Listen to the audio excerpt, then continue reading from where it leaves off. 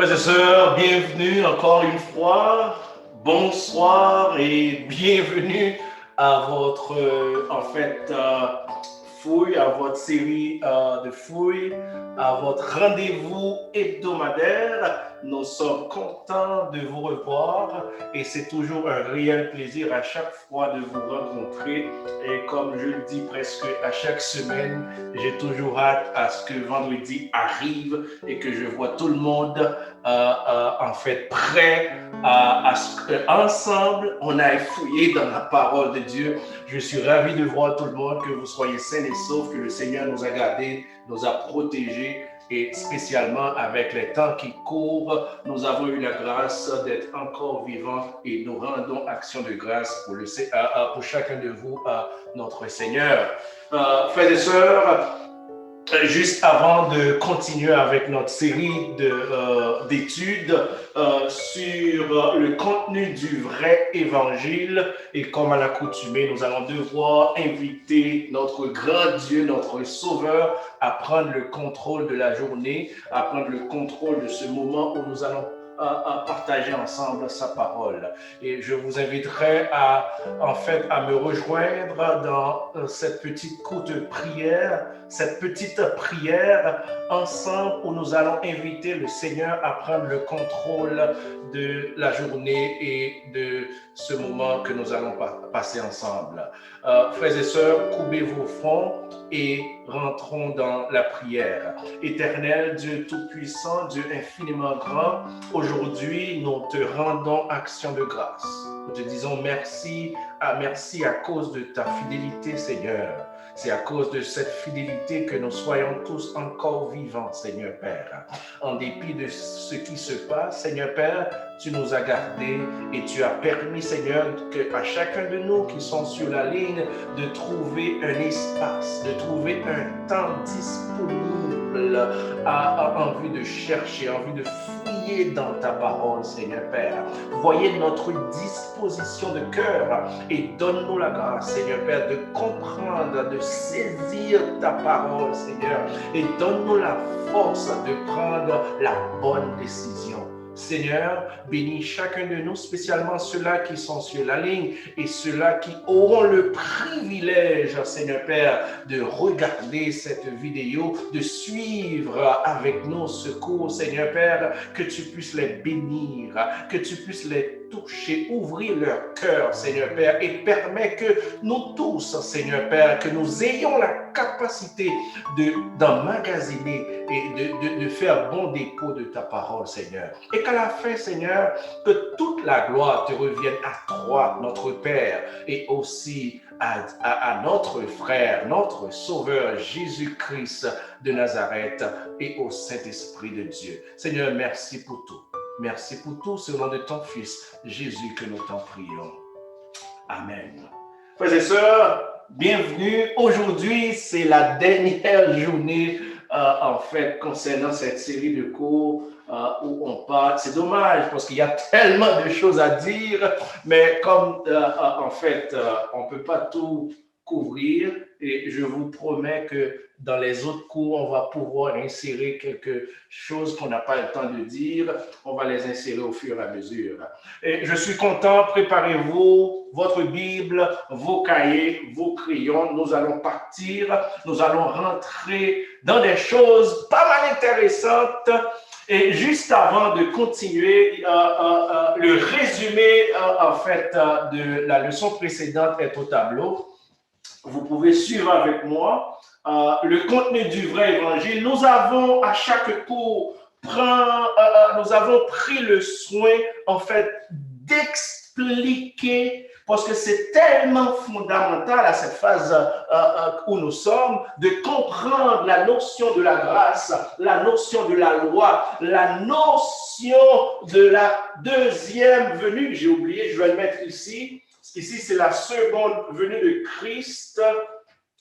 C'est extrêmement important. C'est la seconde venue. Ici, c'est la grâce, la loi la grâce, l'Église, Israël spirituel, Israël physique. Vous êtes censé maîtriser toutes ces affaires. Si vous n'arrivez pas à maîtriser tout ça, donc référez-vous au cours précédent, ça va vous aider. Et en gros, nous avons dit quelque chose d'extrêmement important, je crois, la semaine passée. Il est fondamental de comprendre dans quelle dispensation qu'on est et conséquemment, quelle doit être notre attitude, quelles doivent être nos actions si on veut avoir la vie sauve. Nous avons vu tout ça. Il est aussi important de souligner, de vous rappeler, le changement d'une dispensation n'est jamais automatique. C'est toujours progressif. Le changement est toujours progressif. Ce n'est jamais automatique. Et c'est pour cela que beaucoup de gens n'ont pas compris, ils ont mal interprété la première venue de Christ. Et c'est la même chose qui est en train de se passer. Si vous voyez, en fait, toutes les interprétations qu'on constate à travers le monde concernant le livre d'Apocalypse, donc le monde est en train de rater ou d'interpréter de la mauvaise manière les prophéties bibliques. Je viens vous annoncer ici aussi deux choses. La première chose, c'est que la semaine prochaine, nous n'aurons pas de cours. Donc, ça va être pour vous une occasion de tout revoir, les séries qu'on a vues ensemble et aussi de vous préparer à ce qui s'en vient. La deuxième chose, c'est que le prochain cours, ça va être une introduction concernant la prophétie. Là, tout ce que nous sommes en train de faire là, d'après l'apôtre Paul ou bien l'auteur de l'épître aux Hébreux, ce n'est que des choses basiques. Nous n'avons rien fait jusqu'à date concernant des choses qui soient vraiment profondes. C'est des choses basiques.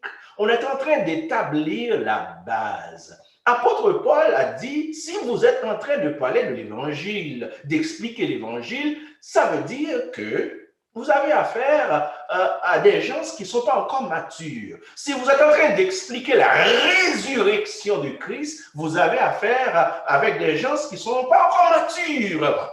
Si vous êtes en train vous pouvez aller le lire dans Hébreux chapitre 5 et 6. Vous allez comprendre quand est-ce que vous êtes mature, quand est-ce que vous êtes encore enfant. Mais c'est pour vous dire que tout ce qu'on est en train de dire, ce n'est que la base. Ce n'est que la base. Donc, préparez-vous. À partir du mois de mai, nous allons entrer en profondeur. Donc, la loi a été donnée au peuple d'Israël et la grâce ou l'évangile que nous avons vu ensemble commence à partir de la croix. Donc, la croix a une signification capitale pour celui qui se veut être un chrétien. Et nous avons vu que nous sommes maintenant dans la dispensation de la grâce. Très bientôt, la grâce va laisser libre cours à une nouvelle dispensation. Il est fondamental d'essayer d'entrevoir ce changement de dispensation, sinon vous allez rater des événements qui concernent votre vie éternelle. Et une fois que cette dispensation disparaît, ça va ouvrir la voie à une nouvelle dispensation qui est la seconde venue de Christ. Frères et sœurs, le vœu de tout chrétien authentique, c'est la vie éternelle. C'est de voir son Sauveur face à face. C'est de régner avec Christ. Et c'est ça qui est en fait fondamental pour n'importe qui se veut être un chrétien. Nous avons vu la semaine passée que l'évangile concerne Christ. L'évangile, c'est l'évangile de la grâce. Et l'évangile veut dire bonne nouvelle. Nous nous étions arrêtés au contenu de l'évangile, qui est notre texte de référence, 1 Corinthiens chapitre 15, les 4 premiers versets. Je vais m'assurer aujourd'hui que je sois en fait très court. Très court. Je vais m'assurer d'être très court. Donc, nous allons continuer. J'espère que tout ça, c'est très clair. Donc, en fait, c'est basique. Si vous avez l'habitude de prêcher, jugez vous-même, est-ce que vous êtes en train de prêcher l'évangile ou est-ce que vous êtes en train de prêcher autre chose? OK. Là, je vous demande d'ouvrir votre Bible et c'est là qu'on s'était arrêté la semaine passée. 1 Corinthiens chapitre 15, les 4 premiers versets. Si j'aurai le temps, je peux lire les 2 autres versets, 5 et 6, pour vous ouvrir une petite parenthèse. Mais je ne sais pas. Mais nous lirons les 4 premiers versets. Préparez-vous, il y a tellement de choses à dire. J'espère que vous êtes en train de prendre des notes.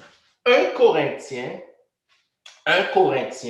chapitre 15, du premier verset au 4e verset. Nous sommes en train de voir le contenu du vrai évangile. En d'autres termes, lorsque vous partagez la bonne nouvelle, dans cette bonne nouvelle-là, qu'est-ce qu'on doit y trouver? Et c'est ça qu'on va voir aujourd'hui. Je vais m'assurer d'aller très vite et maximum 40-45 minutes pour pouvoir terminer parce qu'il y a d'autres choses que je dois aller préparer. Je vais lire pour vous. 1 Corinthiens chapitre 15, je commence avec le premier verset qu'on a déjà lu la semaine passée. On va faire un petit rappel. C'est Paul qui parle ici. Paul parle avec l'église de Corinthe. La semaine passée, nous avons pris le soin de faire le contraste entre l'église de Corinthe et l'église des Galates. Donc, si vous n'avez pas eu le temps de regarder ce cours, il est fondamental de comprendre, en fait, cette différence entre Corinthe, qui est une église moralement très sale, une église moralement, en fait, c'est même pas une église qu'on pourrait considérer si le standard était un standard moral. Et parallèlement, il y a une église moralement correcte. Mais l'apôtre a été très sévère, c'est l'église des Galates. Pourquoi? Parce qu'ils se sont déroutés de ce qui est essentiel à la vie chrétienne pour épouser un autre évangile. Beaucoup de chrétiens, je ne sais pas pourquoi ça me vient à l'esprit, mais je dois vous le rappeler. Beaucoup de chrétiens, nous, on prête beaucoup plus attention à l'apparence extérieure comparé à ce qui est essentiel dans notre marche avec Christ.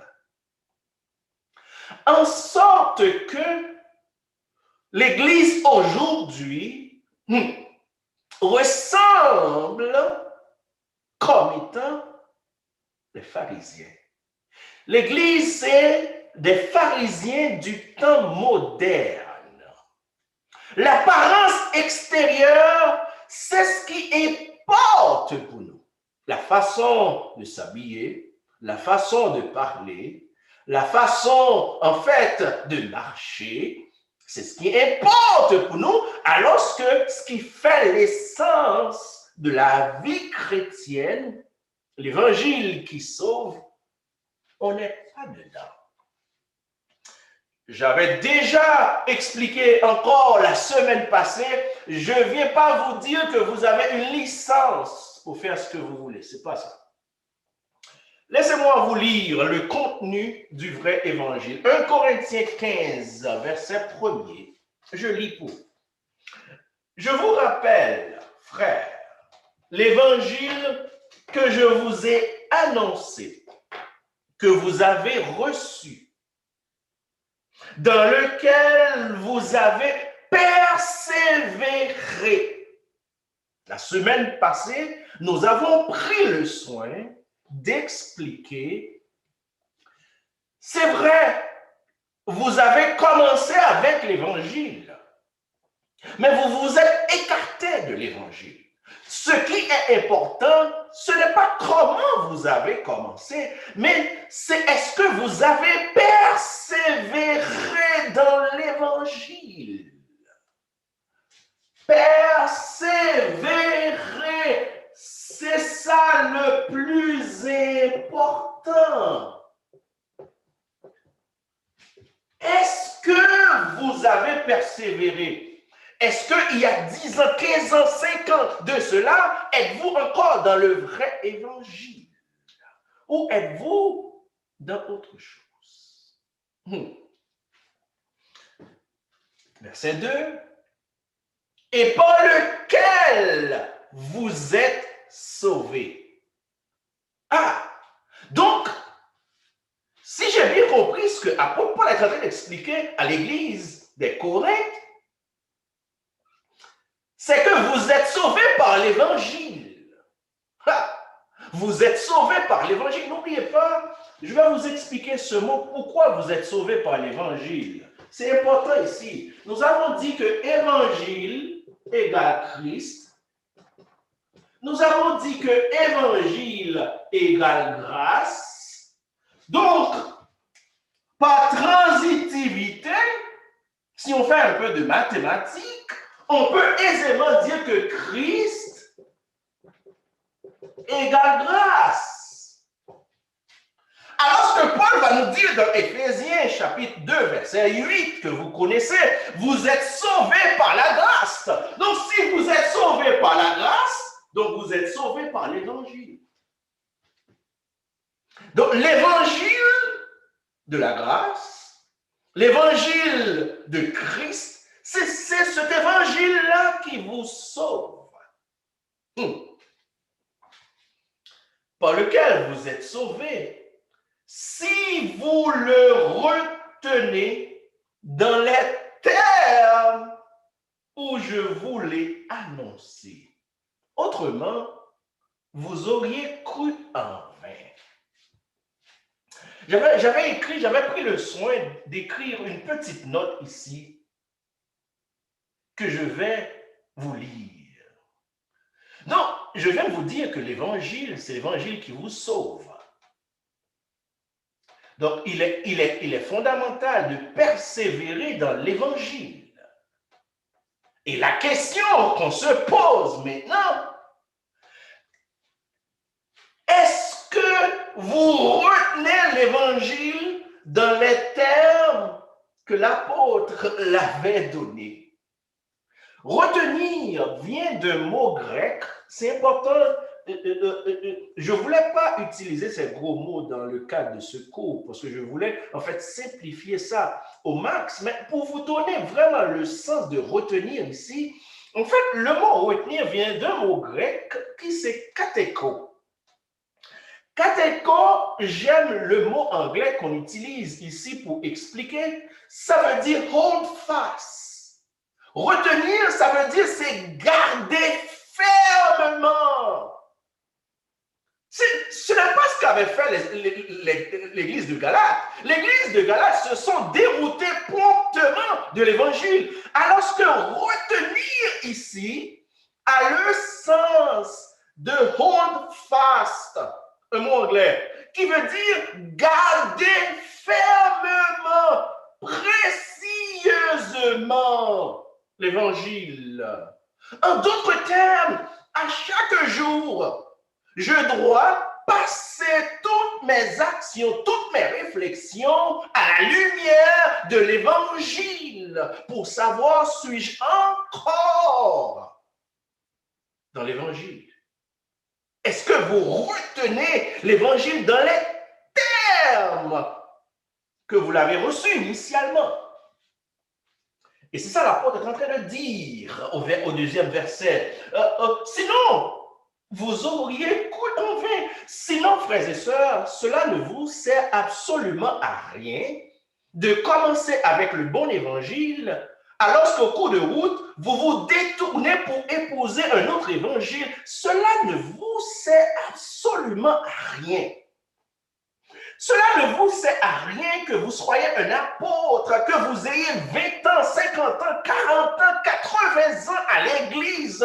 Mais si vous vous détournez du vrai évangile, cela ne sert absolument à rien. Cela ne sert absolument à rien que vous soyez fameux. Cela ne sert absolument à rien, frères et sœurs, si vous vous détournez du vrai évangile. Si vous ne retenez pas, fermement l'évangile, ça ne sert à rien. Les tournées missionnaires, ça ne sert pas à grand-chose. L'évangélisation, ça ne sert pas à grand-chose. Les études, les services, que vous ayez un méga church, une grosse église, cela ne sert absolument à rien si vous ne retenez pas fermement l'évangile dans les termes initiaux. Cela ne sert absolument à rien. Donc, je comprends maintenant pourquoi apôtre Paul a dit, écoutez, moi, je m'en fous de ce que pensent les hommes. Ce qui importe pour moi, c'est de plaire à mon Sauveur. Et maintenant, nous sommes dans le contenu du vrai évangile, au 3e verset. Je vous avais promis que je vais être très court aujourd'hui. Je suis vers l'heure. Ne vous inquiétez pas. Je vais terminer d'un grand maximum 20 minutes. Le contenu du vrai évangile, verset 3. Je vous ai enseigné avant tout. Donc, Paul a pris le soin de rappeler à l'église de Corinthe, voilà ce que moi, Paul, que je vous ai enseigné comme étant le vrai évangile. Verset 3. Je vous ai enseigné avant tout, comme je l'avais aussi reçu. Est-ce que j'ai le temps d'ouvrir cette petite parenthèse? Je veux garder ma parole ici. Comme je l'avais aussi reçu, ça veut dire quoi, frères et sœurs? Paul veut dire, je vais résumer ce que j'ai envie de dire ici. Ce que Paul veut dire ici, c'est que moi, je m'assure, ce que je suis en train de vous transmettre, c'est exactement la même chose que moi j'ai reçu de Christ. En d'autres termes, je vous transmets de manière authentique, sans falsifier, sans altérer, sans ajouter, sans retrancher dans la parole. Je vous transmets comme je l'avais reçu moi aussi. Posez-vous la question, vous, en fait, les leaders évangéliques, est-ce que vous êtes en train de transmettre faites l'évangile comme vous l'avez reçu ou êtes-vous complaisant? Ou est-ce que vous avez peur? Peur peut-être de votre popularité, peur peut-être de certains avantages, peur peut-être de votre position qui fait qu'en sorte, vous brossez l'évangile, que ça soit correct aux yeux des hommes. Êtes-vous sérieux quand vous annoncez l'évangile ou êtes-vous complaisant?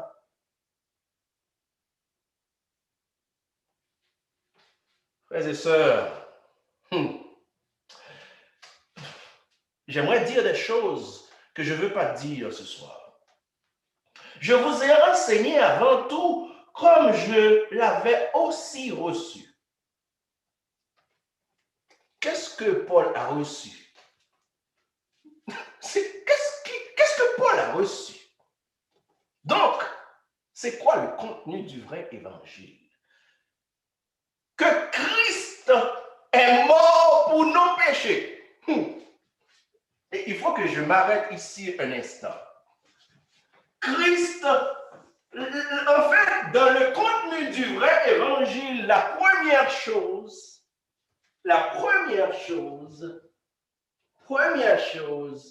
c'est que Christ est mort pour nos péchés. Je vais dire des choses ici. Je sens que je suis obligé de dire des choses ici. Donc, le premier élément qu'on doit trouver dans l'évangile, c'est que Christ est mort pour nos péchés. J'ai envie de dire des choses. Laisse-moi voir si je peux dire certaines choses. Donc, dire aux gens qu'ils sont pécheurs, ce n'est pas l'évangile. Dire aux gens qu'ils iront en enfer, ce n'est pas l'évangile. Faire peur aux gens, s'ils ne font pas telle chose, ils iront en enfer, ils ne sont pas sauvés, ce n'est pas l'évangile. L'évangile, c'est quoi? L'évangile, c'est que Christ est mort pour nos péchés. Oh, j'aimerais dire des choses. Laisse-moi voir si je peux vous dire certaines choses. Laisse-moi dire. Donc, le vrai évangile, frères et sœurs, c'est que Christ est mort pour nos péchés. Le problème, je l'avais dit dans un des cours, en fait, référez-vous aux anciens cours. Christ est mort pour nos péchés, ça veut dire le problème du péché qu'on ne pouvait pas résoudre nous-mêmes dans la loi et qui a occasionné la venue de Jésus-Christ est résolu. Le problème du péché est résolu. Donc, dire aux gens qu'ils sont pécheurs, dire aux gens qu'ils sont XY, s'ils ne font pas des jeûnes de 40 jours, s'ils ne font pas des jeûnes de 50 jours, s'ils ne vont pas dormir par terre, sur les montagnes, ils n'iront pas au ciel, c'est du n'importe quoi. Le premier élément qu'on doit, en fait, identifier dans le vrai évangile, c'est que Christ est mort pour mes péchés. Ah, mais pasteur, il y a des choses que tu ne veux pas dire, mais au moins ouvre une petite parenthèse pour vous rappeler que lorsqu'on faisait la Nouvelle Alliance, nous avons dit que la Nouvelle Alliance, c'est un accord entre Dieu et Christ. Cela ne nous concerne pas parce que nous ne pouvions pas dans la loi, alors que la loi était un accord entre Dieu et le peuple Israël était incapable de respecter la loi, donc le peuple Israël était incapable de respecter le standard de Dieu. Dieu a donc jugé indispensable capable d'envoyer son Fils pour résoudre le problème du péché. En sorte que j'essaie de faire quelque chose d'extraordinaire dans ma tête pour ne pas dire certaines choses.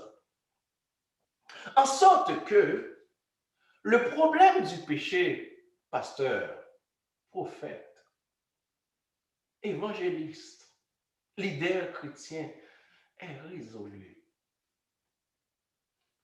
Dieu ne nous tient plus rigueur à cause du péché. Donc, dire à quelqu'un qu'il va aller en enfer à cause du péché, ce n'est pas l'évangile, c'est du n'importe quoi. Je ne vais pas répéter pour vous dire que moi, je ne parle pas de licence à un chrétien de péché. Ce n'est pas de ça que je parle ici. J'en ai déjà expliqué ça une énième fois. Ce que je suis en train de dire, et je vais le répéter, je l'avais dit une fois, vous n'irez pas en enfer à cause du péché. Vous irez en enfer parce que vous vous êtes écarté du vrai évangile. Vous irez en enfer tout simplement parce que vous n'êtes pas dans le vrai évangile. C'est vrai, vous faites des activités. C'est vrai, vous faites des œuvres. C'est vrai, vous respectez les vieillards. C'est vrai, vous donnez la dîme. C'est vrai, vous donnez l'aumône. C'est vrai, vous visitez les malades. C'est vrai, c'est bon. Vous faites tout ça. Vous prêchez. Vous faites de l'évangélisation. C'est vrai. C'est vrai. C'est vrai. Tout ça, c'est beau. L'église de Galate faisait tout ça. Mais ils ne sont pas sauvés. Pour la simple et bonne raison, ils ne sont pas dans l'évangile qui sauve. C'est l'évangile qui sauve, ce ne sont pas les œuvres. Laissez-moi dire quelque chose que j'ai déjà dit. En fait, j'ai senti le besoin de le redire. Je ne sais pas pourquoi. Laissez-moi le redire. Le problème du péché est résolu. L'apôtre Paul a dit dans 2 Corinthiens 5, 17, si quelqu'un est en Christ, il est une nouvelle créature. En sorte que, quand Dieu nous regarde, il ne voit pas de péché. Il me regarde à travers la mort de Christ. Les œuvres ne peuvent pas vous sauver. Mais pasteur, suis-je obligé de faire des œuvres? Oui. Les œuvres, c'est le résultat de notre salut. C'est parce que je suis sauvé. Je l'ai déjà expliqué dans les cours passés, mais je sens le besoin de le redire. Écoutez, frères et sœurs, les œuvres, l'aumône, la dîme, les offrandes, la prière, le jeûne, ce n'est pas ces choses-là qui montrent qu'on est sauvé. C'est tellement vrai que les autres églises, les autres religions qui n'ont aucun rapport avec le christianisme pratiquent beaucoup plus ces choses que nous autres. Frères et sœurs, vous n'irez pas en enfer parce que vous avez péché. Le problème du péché est résolu. Christ l'a résolu une fois pour toutes. Et à chaque fois, vous voulez montrer aux hommes que leurs œuvres, en fait, ont une quelconque, je ne sais pas, participation dans leur salut. C'est comme si vous réduisez à néant le sacrifice de la croix. Et c'est grave. C'est très grave.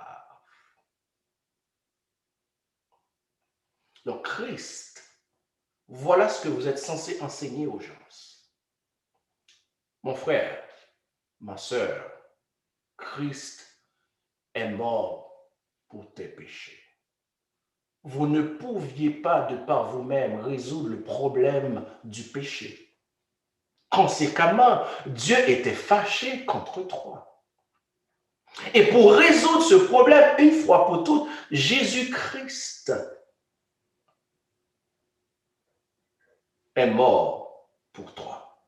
En sorte qu'aujourd'hui, si tu retiens l'évangile, si tu es en Christ, si tu persévères dans cet évangile, ce n'est pas le péché qui vous condamne.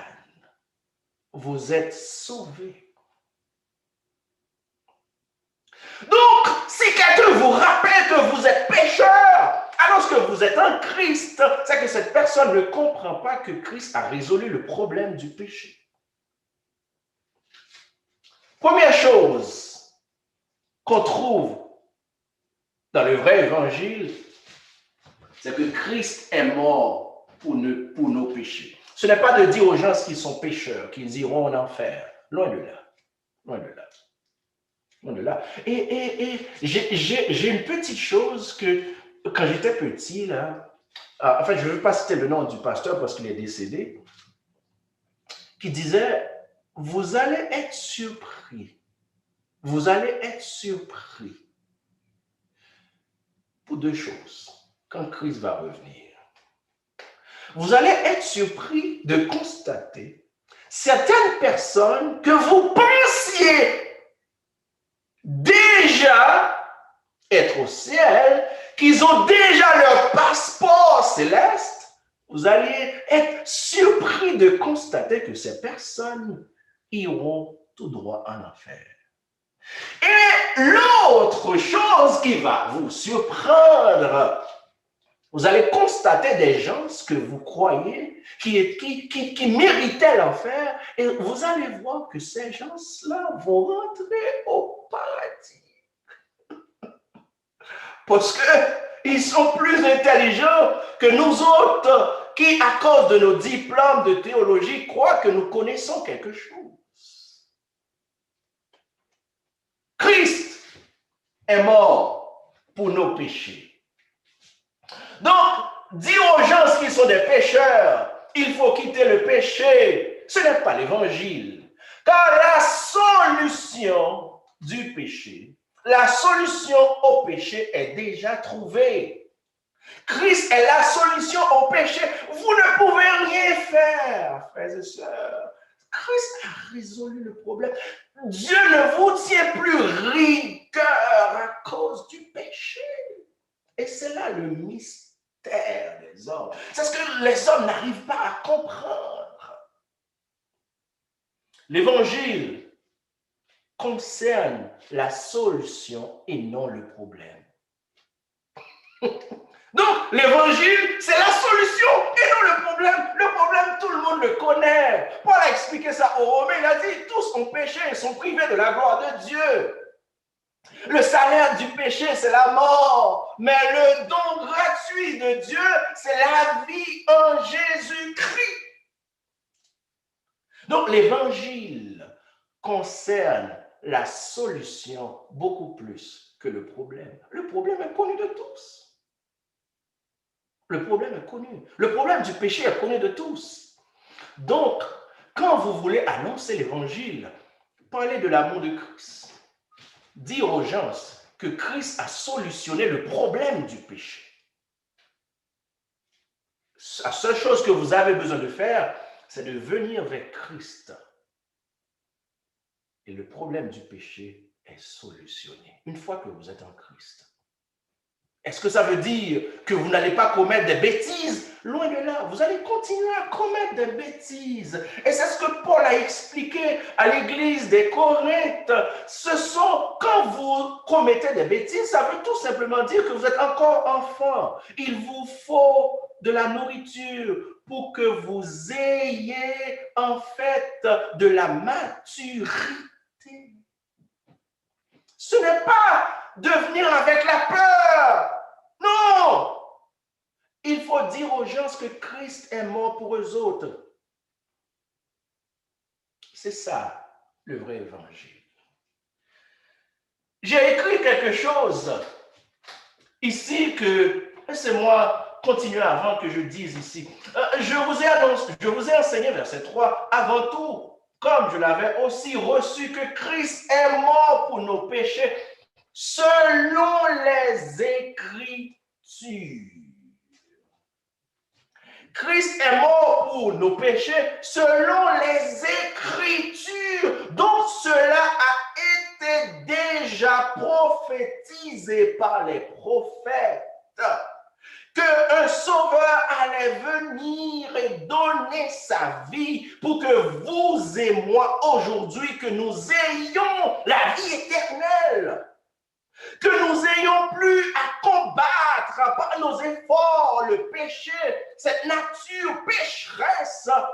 Et Christ, par son sacrifice, a résolu le problème du péché une fois pour toutes, once and for all. Arrêtez de menacer les gens. Donc, ça a été déjà prophétisé.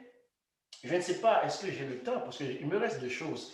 Ah, ça avance. Mon Dieu, je n'aurai pas le temps de vous dire mes commentaires que j'avais écrits. C'est tellement profond ici. Laissez-moi continuer au verset 4.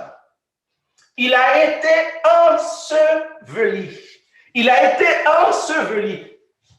Deuxième chose qu'on trouve dans le vrai évangile,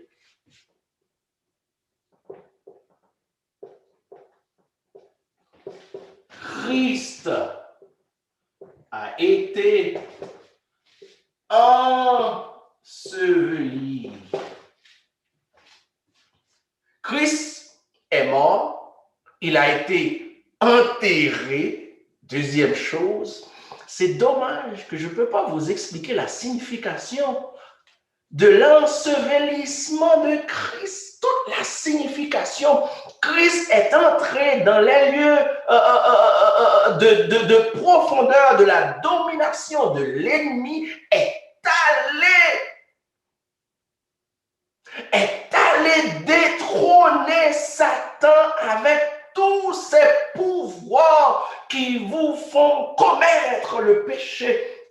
C'est ça l'importance de l'ensevelissement de Christ. Christ est entré, aller faire un combat spirituel dans les profondeurs pour vous libérer de votre nature de pécheur. Pourquoi? Parce que nous l'avons vu dans notre premier cours. Alpha et l'oméga, référez-vous à Alpha et l'oméga. Donc, pour résoudre le problème du péché, qu'est-ce qu'il faut faire? Il faut attaquer la source. Dire aux gens de faire 40 jours de jeûne, cela ne peut pas vous permettre de ne pas pécher. Parce que la source est encore là. Donc, vous allez continuer à commettre le péché. Donc, Christ est allé détrôner, est allé attaquer la source du péché et a résolu par son ensevelissement le problème du péché. Il y a tellement de choses à dire là-dedans que je n'ai pas le temps. C'est dommage. C'est dommage. Il est verset 4, il a été enseveli et il est ressuscité le troisième jour selon les Écritures. Donc, la troisième chose que l'on doit expliquer, le contenu du vrai évangile, c'est que Christ est ressuscité. Christ est ressuscité. Christ est ressuscité. Christ est ressuscité le troisième jour selon les Écritures. En d'autres termes, cela aussi, la résurrection de Christ a été déjà prophétisée par les prophètes. Donc, en sorte que la mort de Christ, la résurrection de Christ a été prophétisée. C'est prophétiser. C'est quoi le contenu? Quand vous dites que vous prêchez l'évangile, voilà ce que vous êtes censés prêcher, frères et sœurs. Voilà la bonne nouvelle. Je vais terminer avec ça. Je vais terminer. Parce qu'il y a tellement de choses à dire que je n'ai pas le temps. L'heure, il me reste un petit 5 minutes là que je vais conclure. Le contenu de l'évangile. Quand vous dites que vous prêchez l'évangile, frères et sœurs, c'est quoi? Il faut dire aux gens que vous ne pouvez pas combattre contre le péché. Vous ne pouvez pas. Si vous pouviez le faire, en fait, ça aurait été déjà résolu lors de l'ancienne alliance. Mais c'est parce que vous êtes incapable de résoudre le problème du péché. Donc, Christ est mort pour nos péchés. Donc, si aujourd'hui, vous me voyez et vous me rappelez qui j'étais il y a 20 ans, il y a 30 ans, ce n'est plus moi. Je suis une nouvelle personne. J'ai entendu un commentaire d'un pasteur, je ne vais pas citer son nom, c'est quelqu'un que j'aime écouter. Il a dit quelque chose. Donc, quand un bébé naît, il n'a plus de passé. Il est né aujourd'hui. De quel passé que tu lui parles? L'enfant est né aujourd'hui, donc il commence aujourd'hui. Il n'a plus de passé. Le passé, frères et sœurs, c'est passé. Si vous êtes en Christ. Si vous êtes en Christ, le passé est passé. Vous êtes une nouvelle personne. C'est ça la bonne nouvelle. Arrêtez de vous culpabiliser concernant votre passé. Vous êtes une nouvelle personne. Vous êtes en Christ. Christ est mort pour nos péchés. Christ a été enseveli et il est ressuscité. Christ est ressuscité. C'est dommage, je n'ai pas le temps de vous expliquer toute la signification de la résurrection de Christ. C'était, en fait, certains pasteurs, quand ils parlent du contenu du vrai évangile, ils ajoutent, je vais vous le dire, si vous le voyez quelque part, au moins vous allez le savoir. Ils ajoutent en fait la manifestation de Jésus-Christ auprès de ses disciples, parce que Jésus-Christ est ressuscité, il n'est pas monté au ciel tout de suite. Il est ressuscité, il s'est présenté aux apôtres. Ensuite, pour que les gens n'aillent pas dire, écoutez, ça c'est de la fiction des apôtres. Il s'est montré à plus de 500 personnes.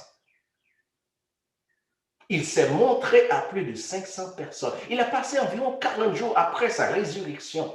Je n'ai pas le temps.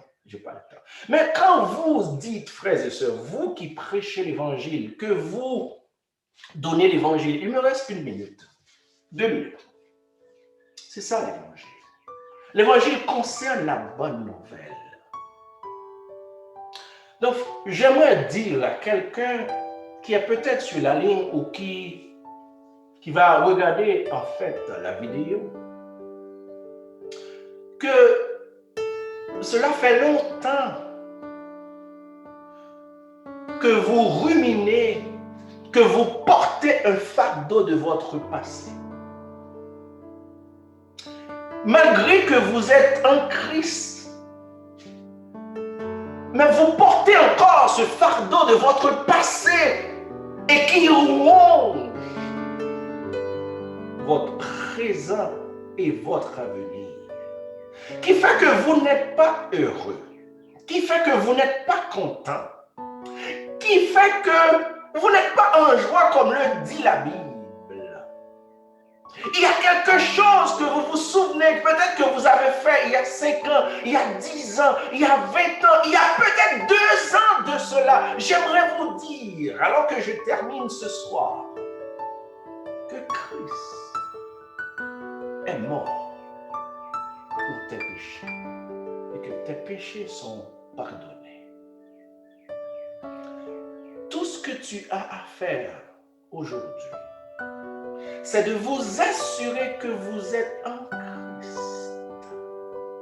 Si vous êtes en Christ, vous êtes une nouvelle personne. Vous n'avez plus de passé. Arrêtez de vous culpabiliser concernant votre passé. Le passé est passé. Dieu ne vous tient plus rigueur concernant votre passé de pécheur, concernant votre passé de cananéen, concernant votre passé de fornicateur, concernant votre passé de menteur. Dieu ne vous tient plus rigueur concernant ces choses. Si le Fils vous affranchit, vous êtes réellement libre. Si ce soir vous êtes certain que vous êtes en Christ et que vous avez embrassé l'évangile de la grâce, l'évangile de Christ, l'évangile qui sauve, l'évangile de votre salut, qui vous dit que Christ est mort pour vos péchés, si vous avez accepté cet évangile, vous êtes une nouvelle personne. Si quelqu'un vous voit dans la rue et vous rappelle ce que vous étiez il y a 20 ans, il y a 15 ans, il y a 10 ans, dites-lui, ce n'est plus la même personne. Je suis une nouvelle personne en Christ. J'ai une nouvelle identité en Christ. Si quelqu'un est en Christ, il est une nouvelle créature. Si quelqu'un essaie de vous culpabiliser, mais n'écoutez pas ces paroles, c'est l'œuvre du diable. Vous êtes libérés par le sacrifice de la croix. Ce n'est pas vos jeûnes, ce n'est pas vos dîmes, ce n'est pas vos offrandes, ce n'est pas vos activités qui vous confèrent le salut, mais c'est la mort de Christ, son ensevelissement et sa résurrection aujourd'hui qui vous libère et qui vous donne accès à la vie éternelle. Si vous êtes certain que vous êtes en Christ ce soir, vous êtes libre au nom de Jésus. Je vais prier pour quelqu'un ce soir pendant que je termine. Quelqu'un que peut-être, en fait, je sens le besoin de prier pour une personne. C'est vrai, vous êtes à l'église. C'est vrai, vous affichez en fait un visage. Vous faites du théâtre. Vous êtes comme un acteur. Ce que vous affichez, ce n'est pas ce que vous ressentez à l'intérieur de vous. Vous vivez dans une sorte de prison psychique. En fait, vous essayez d'afficher une certaine normalité dans votre vie, mais ce n'est pas vrai. Vous êtes rongé, vous êtes ruiné par votre passé.